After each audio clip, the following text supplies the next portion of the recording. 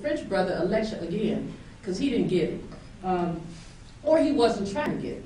Now, the day one, I said, we're going to be civilized on day one, but on day two, it's on. If any more of this hang him stuff comes up, because you do not hang human beings. You especially do not do it in the context of a country where lynching was as common as you know, Freiburg, frankly. So I share the story with you because the leadership, I knew myself. There was a moment in the middle of the thing where I left the room. I went, they said, looked in the mirror and said, sister girl, you know, you one of the baddest people, you know. You run a college, you know, you do all kinds of stuff. Do not let these crazy folks get to you. Count to 10, 15, 20, count to 100 if you need to. And one of the sisters outside was like, Julianne, come back. And I'm thinking, when I get ready. Now that's called, you know, don't ever let yourself get too hungry, angry, lonely, or tired. That's called halt. Too hungry, angry, lonely, or tired. Because we do mistakes. So I like to think that I handled the situation well. You have to ask them what they thought. One of the white guys didn't think I handled it well. He thought I never should have said a word. He brought it to me, you know, we had a moment of shared pain, and he said, you know, I really think you could have done that. So I appreciate that. I think you could have done that. And that was the end, that was the end of that one. But that's that story. We're talking about those issues that affect your generation, and this is kind of an interesting conversation to have because I think you all are better equipped to tell me what your generation is concerned about than I am, except for the fact that I am the president of a college, it's a historically black college, women's college. We're one of 2 HBCUs that focus on women, one of 105 HBCUs in the United States. We're private, not public. I have about 678 students. We were founded in the unpaved basement of United Methodist Church in 1873, and we became all female in 1926. Because our college is so small, we're a small liberal arts college, I have the opportunity to talk to students in a way that many college presidents do not. I have an open door policy, which means they come into my office whenever, and if I'm available, I talk to them. If I'm busy, I close my door, or I would say to them, I've got 5 minutes for you. But I think that I get a unique window on what is on the minds and hearts of some of these young women. And so some of that I just kind of want to share today. What's the unfinished business piece? The Unfinished Business is a book I wrote some years ago, and a lot of folks like that title. I wrote a book with a Gen X white Republican, Deborah Perry. It was called Unfinished Business, a Democrat and a Republican take on the most important issues women face. Writing that book was probably one of the most challenging and frustrating experiences of my life, but it also left me with a lifelong friend. We started out as friends.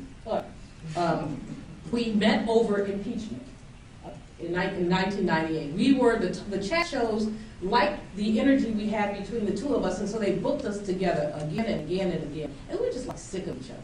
I mean, because we knew we weren't going to agree, we knew we were going to talk together, we knew it was going to be challenging. So that O'Brien once turned our mics off because we just wouldn't stop talking, so she just cut the mics and said, well, when these ladies calm down, we'll get back to the conversation. But in any case, it was a real exercise in stretch. And it got so bad between us once that someone said, how are you writing the book? I saw several comments. I irritated her, so she went to Italy for 3 weeks to finish some of her parts of the book, and then she sent me email, and I'm like, I refuse to correspond intercontinentally by email. If you want to talk to me, call me. Well, I knew she didn't have any money to call, so my way of saying, just get your pages in, woman, and you know, let's get it on with this book. But the book actually turned out to be a good book, and we ended up on a lecture circuit together, and then we ended up just becoming close. We ended up doing a TV show together, and we ended up with me doing a baby shower for her at a house. She now lives in California. Her company is called Betty Confidential. You guys seen that website. It's a really cool women's website, Betty Confidential. Check it out. Anyway, what are the top issues that I think your generation is dealing with? That I think. Now, you all will correct me in the Q&A period, I hope. I think that before numbering anything, this generation, more than any other, has to deal with the whole issue of the pace of change. Change comes at you more rapidly than it's come at my generation or any other. So there are no, how many seniors in the house? How many are graduating seniors? Are you scared? Yeah. A lot of seniors are scared because the things that you think, what you're learning in the communications and business, you're learning critical thinking skills.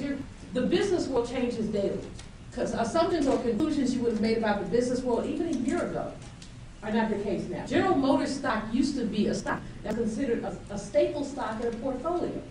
Less than 5 years ago, General Motors stock was selling at $35 a share. Now General Motors stock is at, like, I didn't check today, but probably somewhere around $3. If that, because with Wagner having left today, maybe $2. So things that we thought were stable, whoever thought that we would, our auto industry would stay afloat by merging with French or German or other companies. The rules are changing. One of the companies that I've had a long relationship with just through personal friends, but we in the African American community could always count on them, was Anheuser-Busch. Anheuser-Busch, you look at the Essence Music Festival, at the Congressional Black Caucus, at anything that has black folks, as well as Latino, they've had a very strong multicultural footprint. Now they've got this, I think it's a German company called somebody IT Beverages that bought them, that just purchased them. Now this beverage company has a very different culture than Anheuser used to. So the dinners that they used to sponsor aren't being sponsored anymore, or they're cut back. The scholarship funds that they used to sponsor, they're cutting back. The CEO of the company flies coach on commercial aircraft. How many CEOs do you know who fly, who fly coach on commercial aircraft? Back in the good old days, Anheuser had private planes, and the aspiration of many of us was, when do I get to ride on the private plane? Well, never, as it turns out. So the pace of change and the uncertainty is something that I think is a skill that your generation will have to learn. But what I'm excited about is that the generation seems to be learning it very quickly. You take almost nothing for granted. Whereas my generation and the generation before expected, graduate, get a job, keep a job for a while, and maybe you get another one, but that would be about it. You really wouldn't have, now you have 8 to 12 jobs, and they will have different skill sets. So what you're learning now in college is critical thinking. You're not necessarily learning a skill set like accounting, because the accounting rules will change. People used to go into math classes with a slide rule. Who's seen a slide rule? Now you can do it all on the computer. So the overarching everything that your generation deals with, I think, is this whole issue of uncertainty and change. Then if we list the 10 issues, the first is the economy, of course. This economy is yielding results that are frightening, not only in terms of jobs, but also in terms of issues of housing and everything else. Owning a home used to be the American dream. Is it anymore? Question mark. Now many people are wondering whether they should restaurant. Everything, all the economic uncertainty is something that people need to take into consideration. The economy is a huge issue. President Obama has just gone over to, he'll go tomorrow actually. He starts in London, he ends up then he goes to Germany, Turkey, where he's going to be talking about our country vis-a-vis others. But the G20, when they meet on Thursday, are likely to give him a very hard time. The entire world is having an economic crisis. The GDP, the world GDP is projected to go down by about 2% this year. The world GDP, everyone. While we know that countries like China's GDP is going to go up by 6.4, many of the developing countries will have increases just because they came from, the basis so low. But the world, because the United States, London, Britain, about half a dozen countries that are the tail that wags the dog are seeing downturns. That downturn affects everyone more. So the economy is one of the top issues. What I found with young people that is a second issue for many of you is the environment. Young people seem to care more about the environment, the greening, all that, those things than my generation does. And it's important. Many of you understand this issue of scarcity. How many of you participated Saturday night in the Lights Out? It was National Lights Out Day 3rd. And that's good. Should have been more. But the whole issue of how we abuse our environment is something that I think young people are paying more attention to than others are. And that's important. The third issue, I think, is peace and global stability.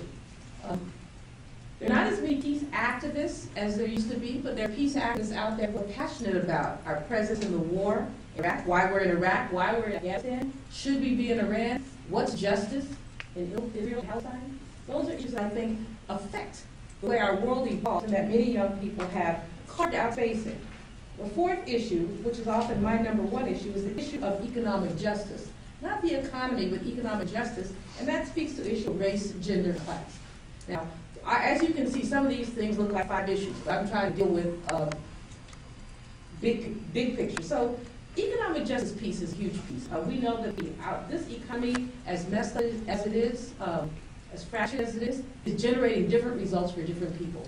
8.1% unemployment rate for everyone translates into nearly 15% for African Americans. That 8.1%, when you add on the people who stop looking for work and the people who have part-time jobs, full-time jobs, 8.1 for everyone translates to about 15% for everyone. So what does it translate into for African Americans? 24.4%. That's a depressive level unemployed. Latinos, the rate is just